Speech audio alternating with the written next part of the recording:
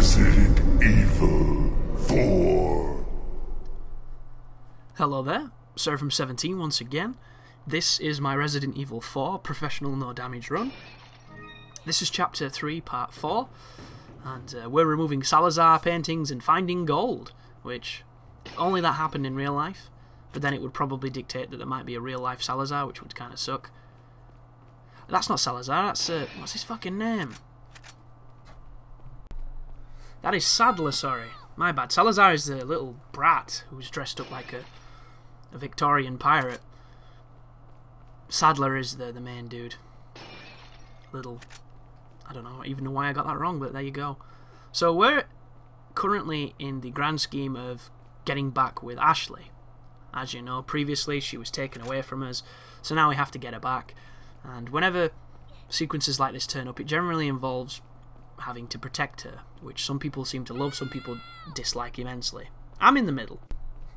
I think you can make a good escort / good protection mission, but it has to be done with the player's, you know, brains and sanity level intact, because if you don't, it's not going to be a fun time.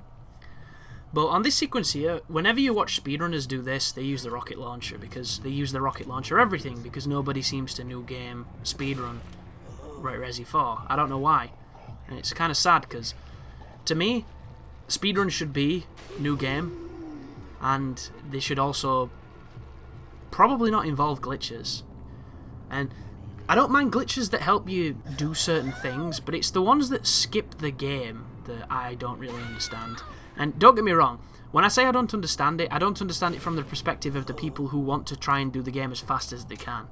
I'm talking, like, I love watching those crazy shortcuts, but I think it diminishes speedruns in a way, because there's never a person who beats the game in, you know, like 5 hours. Because if you look at the Zeldas, like the Wind Waker speedruns, there's a couple of tricks in that help them, you know, speed things up, but none of it skips a massive percentage of the game. Whereas, you know, conversely, if you watch somebody speedrun Darksiders, the dude flies behind the geometry through half the game. Like, that's pretty much all he's doing, these crazy out-of-map stuff, which is amazing to watch and super interesting, but if I was a person who was trying to speedrun that game, you know, not using that kind of stuff, it's kind of depressing when you're competing with a time that's like 4 or 5 hours shorter than yours. And it made me wonder if there is, you know, a leaderboards for people who don't use the glitches. Maybe there's, you know, some other sites or some other registry that value those kind of runs, just to see what those type of times are. Because I'm kind of old school when it comes to that kind of thing. I'd like to watch somebody do the game really quickly and really intelligently that didn't involve, you know, some of the skips. So this sequence, like most sequences, if these guys carry Ashley away, it's instant fail. The cool thing is they don't punch her. You know, they're not complete misogynists or just truly despicable people. So instead of giving her a slap or a crack, they just decide to chuck her over the shoulder and carry her home like some kind of Caveman Mills and Boons edition. But once she goes through this door, you have to control her. And these areas are just... This is one of those moments where you're kind of surprised that you're doing it, but at the same time it makes a little bit of sense. And then when you are doing it, you're wishing you weren't, because it's a stealthy, actiony moment that involves throwing lanterns, and the lantern throw is kind of shitty.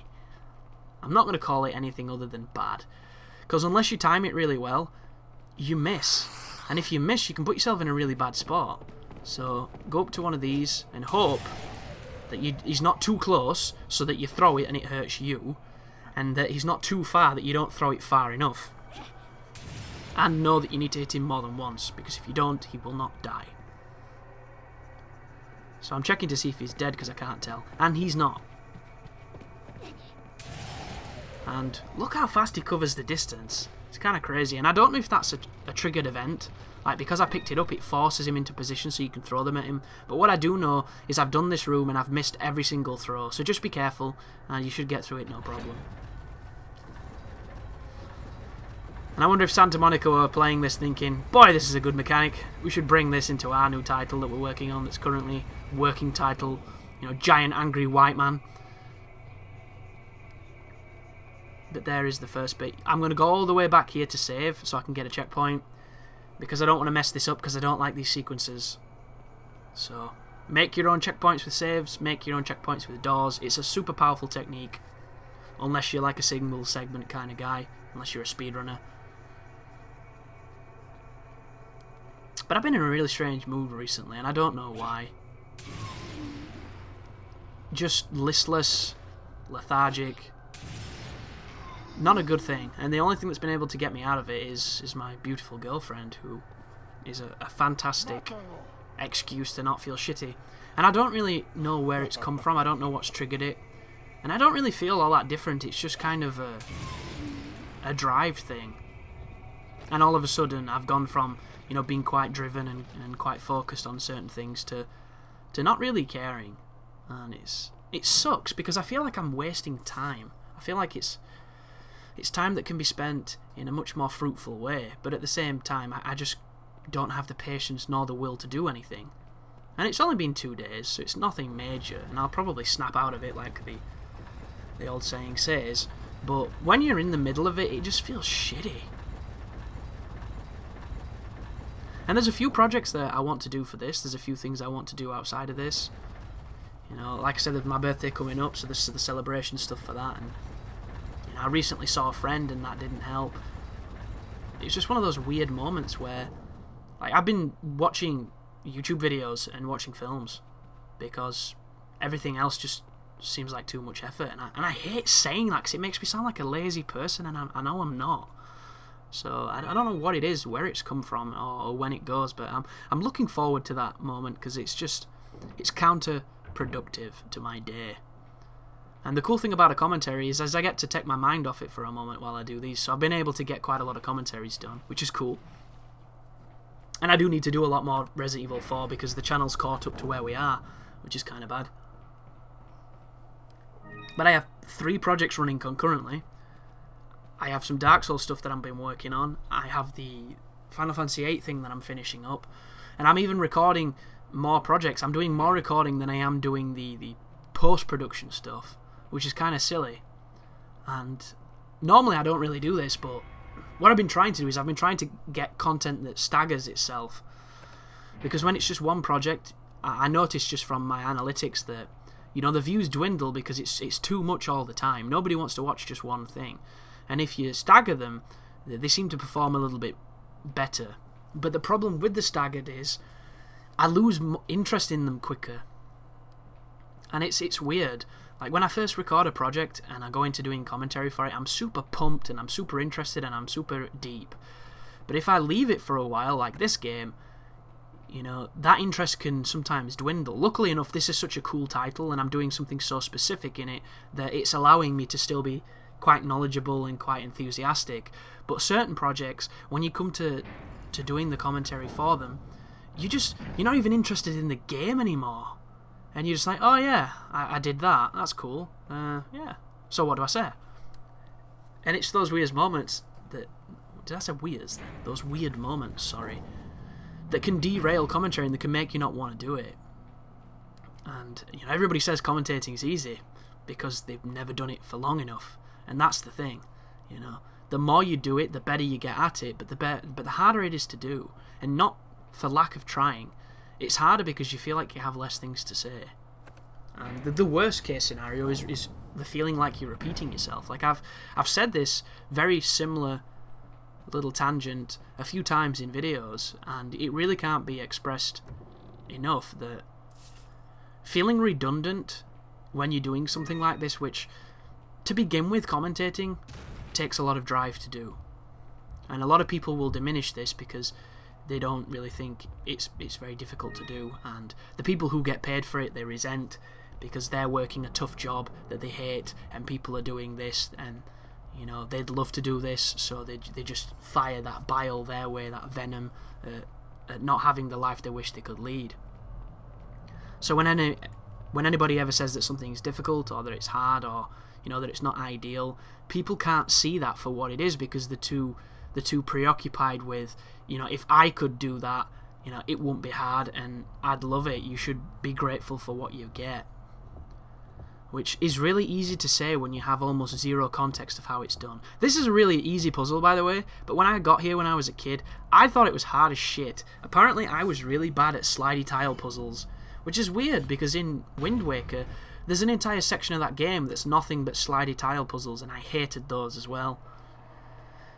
But now that we've done the puzzle, it's going to awaken the knights, and you need to be aware of them because the knights are very fast. They also do this crazy quick time event attack, and if you get hit, you take damage, and we don't want that. Because this is a no damage run, and whenever I'm in control of the character, I have to do it no damage. And so far, we've been doing okay. And we're about midway through the game at this point, give or take. There's the Salazar family insignia. I believe this is what wakes up the knights. And yes, you hear them before you see them, which is the sign of an interesting horror game. So what I do here is I back up, wait for them to enter the room so that they're not caught blocking the door, and then I run around the table. You know, a simple game of TIG tactics. There's one dude there who's having a bad AI day, and then we just cruise around him. And you just have to be aware of where the quick time comes from. There it is. It's either the triggers or it's A and B. I've never liked that about the quick time on this game. You know, I understand why they've done it. It's so that you're never kind of comfortable, so that it's always a surprise. But when I play games where the quick time events are preset, I always prefer it. And there's some games that don't have quick time events that you think would. I've been playing Devil May Cry 4 again for the first time in a very long time, and there's moments when you're doing the buster grab and the opponent's fighting back that you feel like you're supposed to press something, and I think if you mash the gun, or maybe if you mash the attack, you might have a better chance of winning those encounters. I'm not too sure, but it feels like there should be something you're doing. I noticed it when I was fighting Dante on the first chapter, which is a chapter I absolutely hate in that game, because every time you retry it, you have to do the fucking tutorial again, and the tutorial is the slowest, dumbest, most brain-damaged thing ever. It's like, use the side roll to dodge the bullets, and there's only one enemy in the game that fires bullets at you. It's like, yeah, this is a great tutorial game. And that's always been the biggest downside of the Devil May Crys. They've never really had a tutorial to help you how to play. You know, you just kind of learned through doing, and if you didn't have the patience for it, you stopped playing. If you did, you got better. And on 4, they did drop you into that tutorial to introduce you to the concept, and it's just worthless.